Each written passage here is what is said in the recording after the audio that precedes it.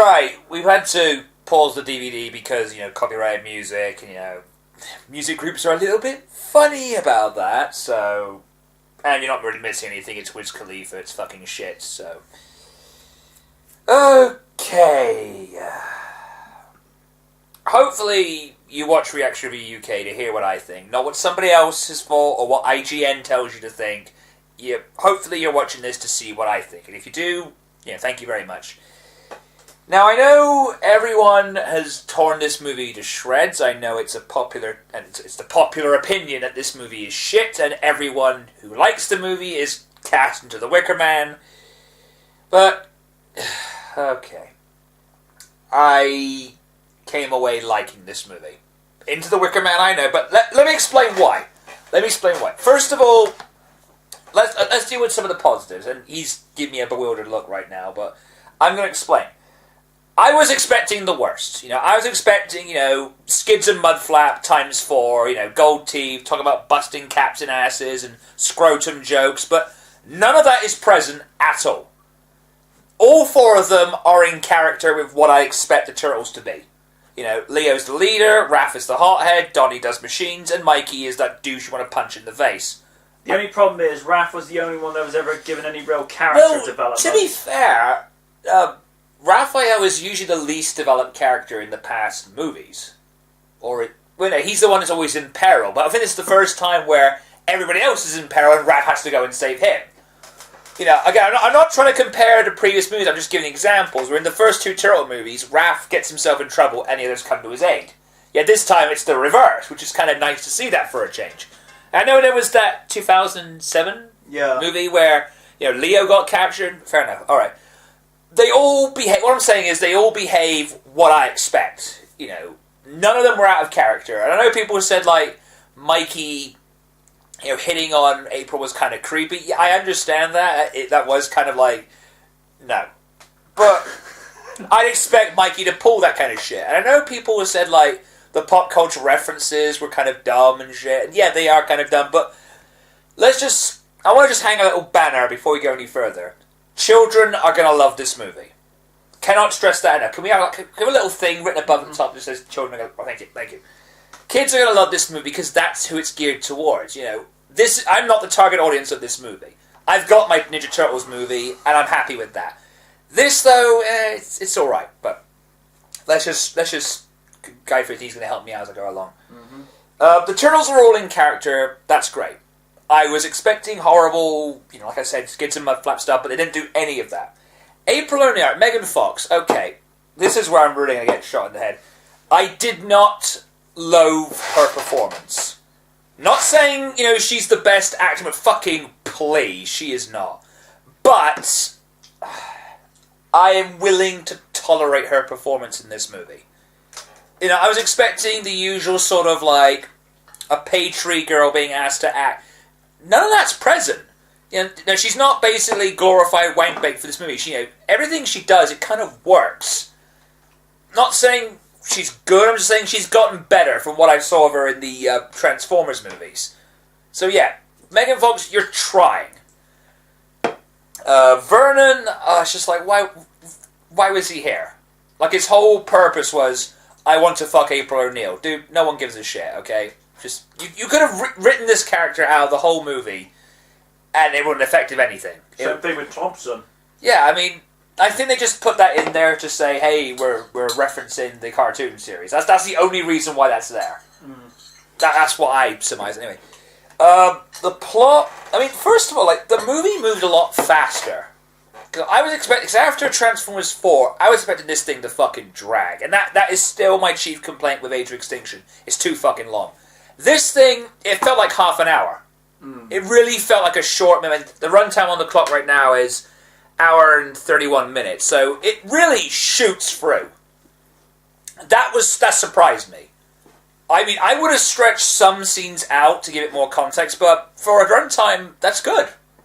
It didn't overstay its welcome. No. This is exactly how long a Turtles movie should be, and that's good. All right, let's deal with some negatives. All right, I don't like the idea of the Foot Clan being Call of Duty grunts. I know that's the chief complaint I've seen people had with the movie, but shouldn't their villains be like ninjas with sword? None of these like gun soldiers. I know that's all Michael Bay knows how to write. So that's just fact. That's all he knows how to write. Oh, speaking of which, this is a Michael Bay movie, and it's not filled with explosions. I was fucking floored. I mean, there was that one little explosion in the turtle's lair, lasted half a second. So I'm going to give high heresy, I know, but thank you, Michael Bay. Thank you for not filling this movie with fucking explosions. Thank you. It's all I've ever wanted. Just fucking desist with your constant Jericho's Titantron explosions. Oh god, now I got the turtles coming out to Jericho's flashy, light, bright jacket. I can see Mikey like doing like a Y2J promo. I can just see that. Like, Y2J! Welcome to... You get the idea. Alright, but yeah, Karai, again, another character that... Karai only exists in this film just to say, hey look, we're referencing the lore and shit. You could have written Karai out of this movie and it wouldn't affect anything. She's basically just Master Tatsu with hair dye and tits. That's all she is. Oh, I feel bad for the guy who plays Master Tatsu now. I was going to say, that's a disturbing image. Stop that. Shredder, okay. I really liked what they did with him. They kept him mysterious, kept him in the shadows, and this is going to sound strange, but he kind of lost me when he started speaking English. Because, when he was talking that... I mean, I don't know any Japanese, so I apologize if this offends me, but he was doing the whole, you're thinking, oh, fuck you, but don't... And suddenly it's like, well... Suddenly, it's like you go from...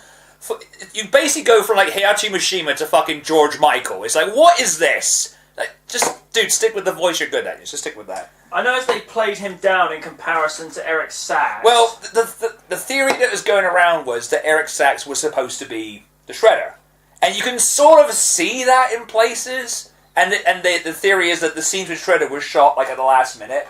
I mean, I can sort of see that, but I don't think that's true. I think it was the case of he was always going to be the Shredder, but they just didn't reveal that. They want to see what the internet would do. And I know I said right at the start I'm not going to bitch about the designs, and I'm not.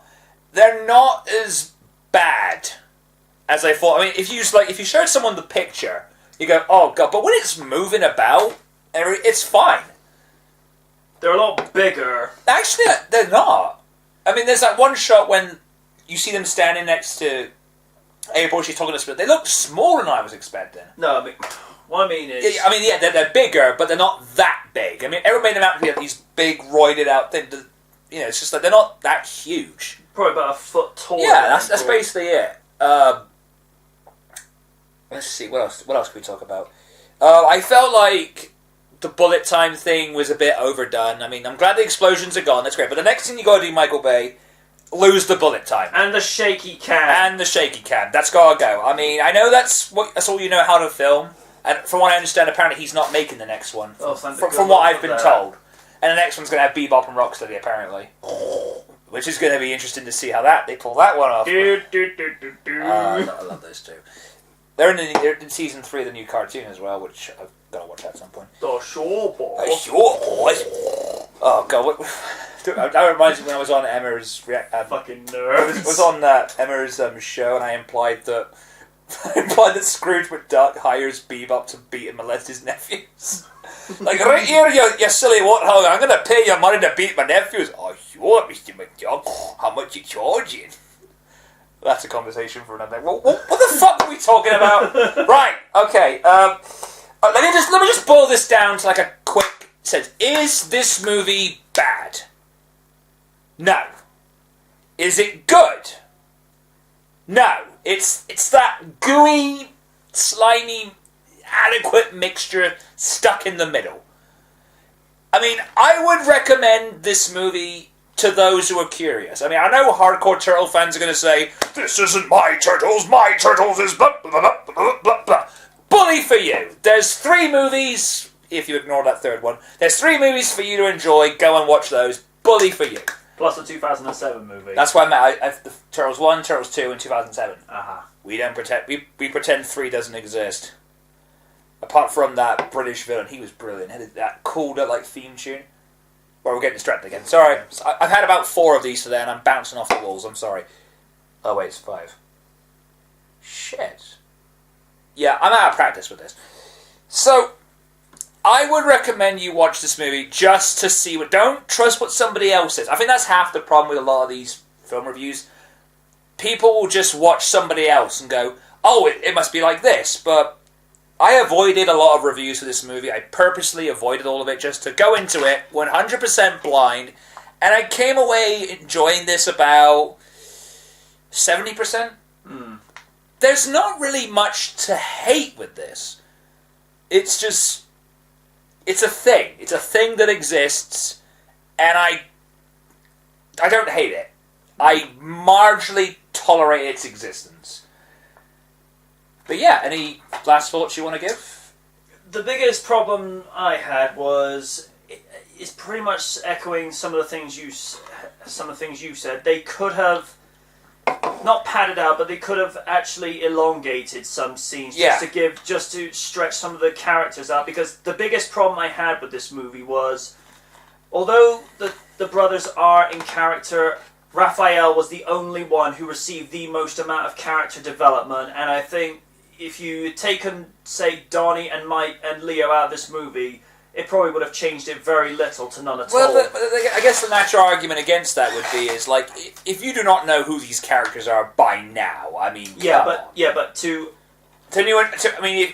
we're going with the idea that this is to, branch off for a new audience, I agree with that. But I think it's banking on the fact that, like, come on, if you do not know who the Teenage Ninja Turtles are by now, there's something wrong with you. I know, but you're going by the fact that this is rebooting the franchise on the big screen, so therefore you have to reintroduce the characters, get to know them, get to care about them, and Raph was the only one that got the most amount of screen time. Well, hopefully, because there is a sequel being made. There is, 2016. There's another movie coming out, and I will actually go watch this one when it comes out this time, because like I said, I purposely avoided this one just to give it some time.